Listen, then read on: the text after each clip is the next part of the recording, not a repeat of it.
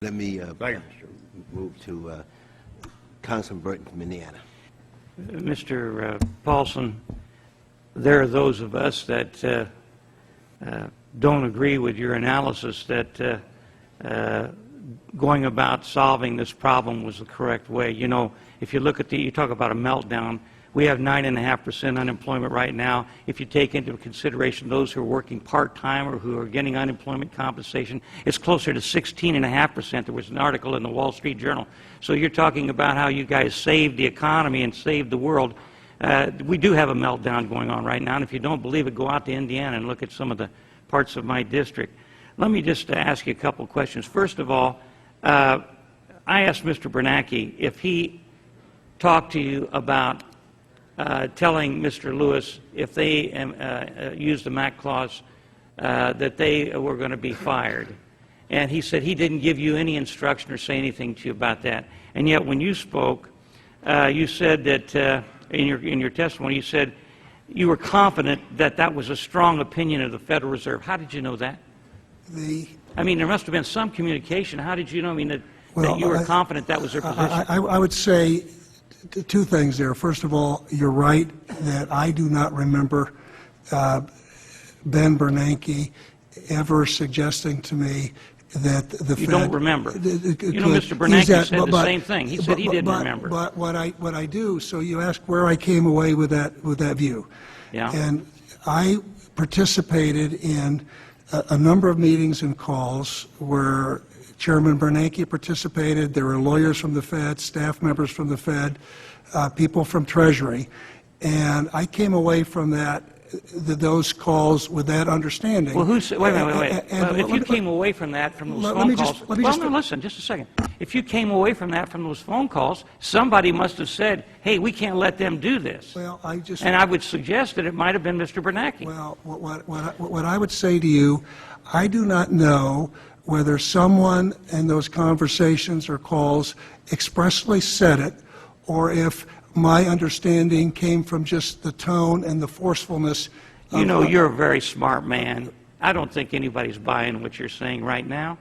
I mean, you guys were on a phone call. There was a number of conversations and emails, and you're saying that you didn't get any suggestion from Mr. Bernanke that he wanted you to let them know they were going to be fired if they didn't do what you said? I said I clearly came away with the understanding that this committee has, and which was substantiated by the emails that have been released and some of the other things, that was the view of the Fed.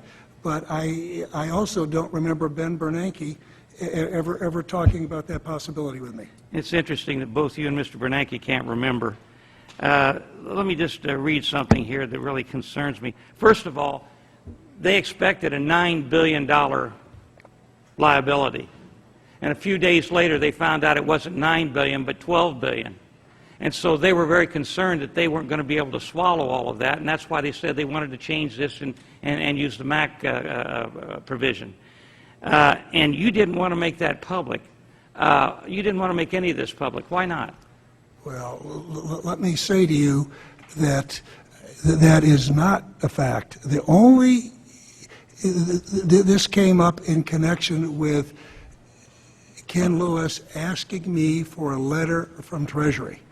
And what I said to him about a letter from Treasury is I said, Ken, we do not have any kind of a specific agreement here. We haven't decided on the size of the program, the dollar amount. We haven't decided on how many assets.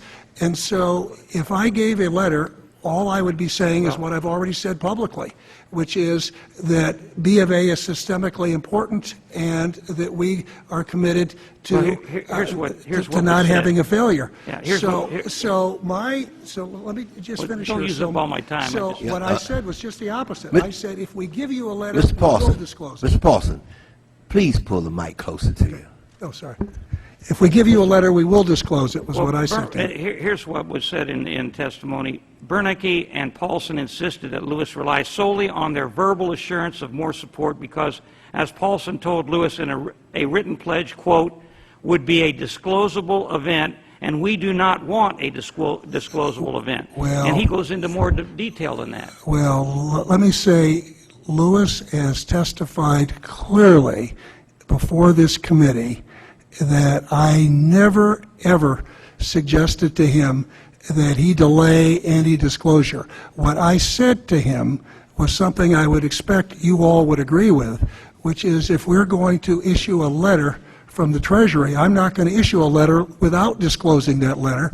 And I don't see the point of a letter because we have no specific agreement. There's nothing to write down. We don't have the size of the program. We don't have the dollar amount. And we've already publicly said... You gave him verbal assurance, but you wouldn't put it in writing. I gave him verbal assurance that we were committed to working to get something done. Why didn't you want to put it in writing? I mean, there's several places where he says that you would not allow it to be put in writing. You didn't want people to know. You didn't want public disclosure. Why not? Well, because I attempted to answer. I'll answer it one more time for you, sir.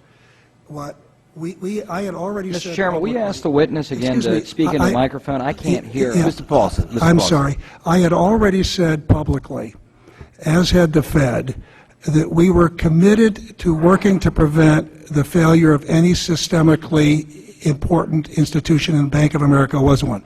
Now, going beyond that, we had made it clear that we were going to be working with him to develop a support program, but we didn't have a size, we didn't have the amount of assets that would be covered, we didn't know what form of equity and how much, we had nothing definitive to say.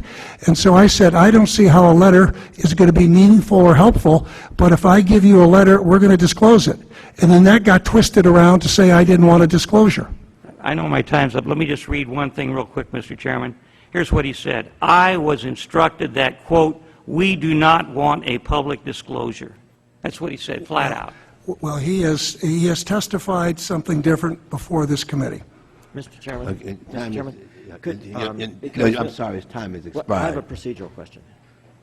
That Mr. Paulson clearly is moving back and forth. Is there enough slack in the mic? The mic could be pulled more to the edge of the Yeah, here we table go. I got it. if you pull it back that direction later on.